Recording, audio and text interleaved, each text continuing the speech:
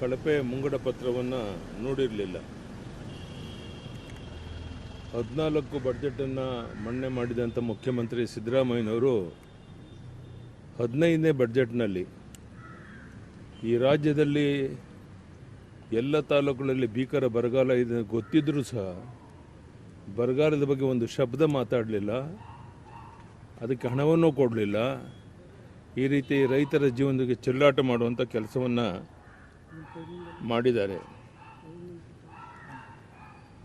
ವಾಸ್ತವಿಕ ಅಂಕಿಅಂಶಗಳು ನೀಡದೇ ಕೇವಲ ಕಾಲ್ಪನಿಕ ಅಂಕಿಅಂಶಗಳು ನೀಡಿ ಕೇಂದ್ರ ಸರ್ಕಾರದಿಂದ ಇನ್ನೂ ಹೆಚ್ಚುವರಿ ಅನುದಾನ ಬರಬೇಕಿತ್ತು ಅಂತ ಸಬು ಬೇಡುತ್ತಾ ರಾಜ್ಯದ ಜನರನ್ನು ದಿಕ್ಕು ತಪ್ಪಿಸ ಮಾಡುವಂಥ ಕೆಲಸ ಮಾಡಿದ್ದಾರೆ.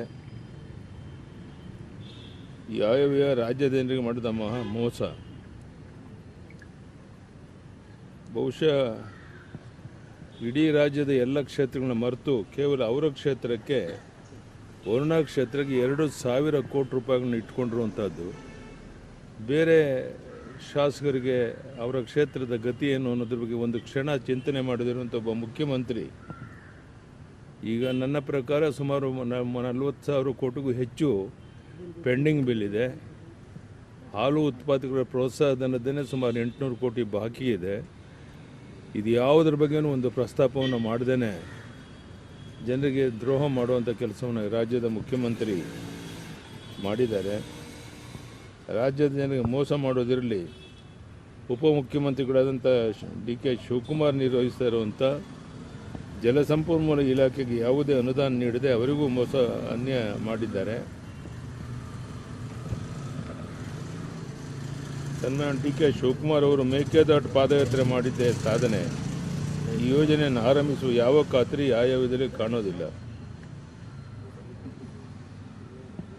ಬಡ್ಜೆಟ್ ಭಾಷಣ ಕೂಡ ಗ್ಯಾರಂಟಿ ಯೋಜನೆಗಳ ಬಗ್ಗೆ ಪ್ರಶ್ನೆ ಮಾತ್ರ ಸೀಮಿತವಾಗಿದೆ. ಕೇಂದ್ರ ಸರ್ಕಾರವನ್ನು ದೂಷಣೆ ಮಾಡೋದಕ್ಕೋಸ್ಕರ ಇದ್ರ ಉಪಯೋಗವನ್ನು ಮಾಡಿಕೊಂಡಿದ್ದಾರೆ.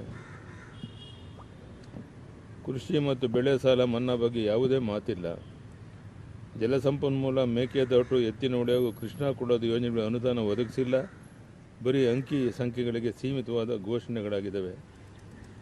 ಶಿಕ್ಷಣ ಕ್ಷೇತ್ರ, ಆರೋಗ್ಯ ಕ್ಷೇತ್ರ, ಪರಿಶಿಷ್ಟ ಜಾತಿ ಪಂಗಡಗಳು ಮತ್ತು ಹಿಂದುಳಿದ ವರ್ಗಗಳ ಜನರಿಗೆ ಯಾವ ಸ್ಪಷ್ಟ ಯೋಜನೆ ಘೋಷಣೆ ಮಾಡಿಲ್ಲ. RDPF ಇಲಾಖೆ ಕೂಡ ವಿಶೇಷ ಯೋಜನೆಗಳಿಲ್ಲ. ಬೆಂಗಳೂರು ಅಭಿವೃದ್ಧಿ ಕೇವಲ ಕಾಗದಕ್ಕೆ ಸೀಮಿತ ಆಗಿದೆ. ಎಲ್ಲ ಲಕ್ಷಣ ಕಾಣ್ತಾ ಇದೆ. PWD ಹಾಗೂ ಮೂಲಭೂತ ಸೌಕರ್ಯ ಕ್ಷೇತ್ರಕ್ಕೆ ಯಾವ ಹೊಸ ಯೋಜನೆಗಳು ಕಾಣ್ತಾ ಇಲ್ಲ. ಬಹಳ ಮುಖ್ಯವಾಗಿ ರಾಜ್ಯದಲ್ಲಿ ಇಂಥ ಭೀಕರ ಬರಗಾಲ ಇರಬೇಕಾದ್ರೆ ಅದಕ್ಕೆ ಹೆಚ್ಚಿನ ಆದ್ಯತೆ ಕೊಟ್ಟು ಹಣವನ್ನು ಕೊಡ್ತೇನೆ, ಬರಗಾಲ ಪೀಡಿತ ರೈತರ ರಕ್ಷಣೆಗೆ ನಾನು ಬರ್ತೇನೆ ಅನ್ನೋಂಥ ಮಾತಿಲ್ಲ. ಕೇವಲ ಕೇಂದ್ರ ಸರ್ಕಾರವನ್ನು ಟೀಕಿಸೋದ್ರಲ್ಲ ಈ ಬಡ್ಜೆಟ್ನಲ್ಲಿ ತನ್ನ ಸಮಯವನ್ನು ಕಳೆದಿರುವಂಥದ್ದು ಅತ್ಯಂತ ನೋವಿನ ಸಂಗತಿ. ಬಹುಶಃ ಅದಕ್ಕಾಗಿಯೇ ರಾಜ್ಯದ ಯಾವುದೇ ವ್ಯಕ್ತಿಗಳು ಸಹ ಈ ಬಡ್ಜೆಟನ್ನು ಒಪ್ಪಕ್ಕೆ ಸಾಧ್ಯ ಇಲ್ಲ. ಮತ್ತು ಇದರಿಂದ ರಾಜ್ಯದ ಅಭಿವೃದ್ಧಿ ಸಹ ಆಗೋದಿಲ್ಲ. ಗ್ಯಾರಂಟಿಗಳಿಗೆ ಹಣವನ್ನು ಕೊಡೋದ್ರ ಮೂಲಕ ಅಭಿವೃದ್ಧಿ ಕಾರ್ಯಗಳಿಗೇನು ಹಣ ಕೊಟ್ಟಿಲ್ಲ. ಉದಾಹರಣೆಗೆ ನೀರಾವರಿ ಯೋಜನೆಗೆ ಇಷ್ಟು ದೊಡ್ಡ ನೀರಾವರಿ ಯೋಜನೆ ಕೆಲಸಗಳಾಗಬೇಕಾಗಿದೆ, ಕೇವಲ 19,000 ಕೋಟಿ ಇಟ್ಟಿದ್ದಾರೆ ಅಂತ ಹೇಳಿದ್ರೆ ನಗುಪಾಟ್ಲ ವಿಷಯ ಇದು. ಈ ಥರ ಪ್ರಮುಖ ಕ್ಷೇತ್ರಗಳಿಗೆ SC/ST ಜನಾಂಗ ಇರ್ಬೋದು, ಯಾವುದಕ್ಕೂ ಸರಿಯಾದಂಥ ಒಂದು ಹಣಕಾಸಿನ ನೆರವು ಕೊಡದೇ ಜನತೆಗೆ ಅನ್ಯಾಯ ಮಾಡಿರುವಂಥ ಕೆಲಸವನ್ನು ಮುಖ್ಯಮಂತ್ರಿಗಳು ಮಾಡಿದ್ದಾರೆ. ಬಿಜೆಪಿ ಪಾಲ್ಗೊಂಡಿಲ್ಲ, ಬಜೆಟ್ನಲ್ಲಿ ಬಾಯ್ಕಾಟ್ ಮಾಡಿದೆ. ಈ ಬಡ್ಜೆಟನ್ನು ನೋಡ್ತಿದ್ದಾಗೇ ಯಾರೂ ಸಹ ಬಡ್ಜೆಟನ್ನು ಪೂರ್ಣ ನೋಡೋಕ್ಕೂ ಕೇಳೋಕ್ಕೂ ಸಿದ್ಧ ಇಲ್ಲ ಅಂತ ಮನವರಿಕೆ ಆದಮೇಲೆ BJP ನಮ್ಮ ಎಲ್ಲರೂ JDSನವರು ವಾಕೌಟ್ ಮಾಡಿ ಹೊರಗಡೆ ಹೋಗಿ ಧರಣಿ ಕುಂತ್ಕೊಂಡ್ರು. ಇದರ ಅರ್ಥ ಈ ಸರ್ಕಾರದ ಈ ಒಂದು ಬಡ್ಜೆಟನ್ನು ಪ್ರತಿಪಕ್ಷಗಳು ಯಾರೂ ಒಪ್ತಾ ಇಲ್ಲ ಅನ್ನೋದು ಇದರಿಂದ ಸ್ಪಷ್ಟ ಆಗುತ್ತೆ. ವಿರೋಧ ಮಾಡೋಕ್ಕಾಗಿ ಹೊರಗಡೆ ಹೋಗಲಿಲ್ಲ. ಈ ಬಡ್ಜೆಟನ್ನು ನೋಡಿದ ಮೇಲೆ ಇದರಿಂದ ಯಾವ ರೈತರಿಗೂ ನ್ಯಾಯ ಸಿಗೋದಿಲ್ಲ, ಬರಗಾಲ ಪೀಡಿತ ರೈತರಿಗೂ ನ್ಯಾಯ ಸಿಗೋದಿಲ್ಲ ಅಂತ ಮನವರಿಕೆ ಆದಮೇಲೆ ವಾಕೌಟ್ ಮಾಡಿದ್ದಾರೆ. Thank you. ಇವತ್ತು ಸಾಯಂಕಾಲ ನಾವೆಲ್ಲ ಡೆಲ್ಲಿಗೆ ಹೋಗ್ತಾ ಇದ್ದೇವೆ. ನಾಳೆ ನಾಡಿದ್ದು 2 ದಿನ ರಾಜ್ಯ ಕಾರ್ಯಕಾರಿಣಿ ಇದೆ, ಅದರಲ್ಲಿ ಭಾಗವಹಿಸೋಕ್ಕೋಸ್ಕರ ಹೋಗ್ತಾ ಇದ್ದೇವೆ. ಧನ್ಯವಾದ. ಕಳಪೆ ಮುಂಗಡ ಪತ್ರವನ್ನು ನೋಡಿರಲಿಲ್ಲ. 14 ಬಡ್ಜೆಟನ್ನು ಮಂಡನೆ ಮಾಡಿದಂಥ ಮುಖ್ಯಮಂತ್ರಿ ಸಿದ್ದರಾಮಯ್ಯನವರು 15ನೇ ಬಡ್ಜೆಟ್ನಲ್ಲಿ ಈ ರಾಜ್ಯದಲ್ಲಿ ಎಲ್ಲ ತಾಲೂಕುಗಳಲ್ಲಿ ಭೀಕರ ಬರಗಾಲ ಇದೆ ಗೊತ್ತಿದ್ದರೂ ಸಹ ಬರಗಾಲದ ಬಗ್ಗೆ ಒಂದು ಶಬ್ದ ಮಾತಾಡಲಿಲ್ಲ, ಅದಕ್ಕೆ ಹಣವನ್ನು ಕೊಡಲಿಲ್ಲ. ಈ ರೀತಿ ರೈತರ ಜೀವನಕ್ಕೆ ಚೆಲ್ಲಾಟ ಮಾಡುವಂಥ ಕೆಲಸವನ್ನು ಮಾಡಿದ್ದಾರೆ.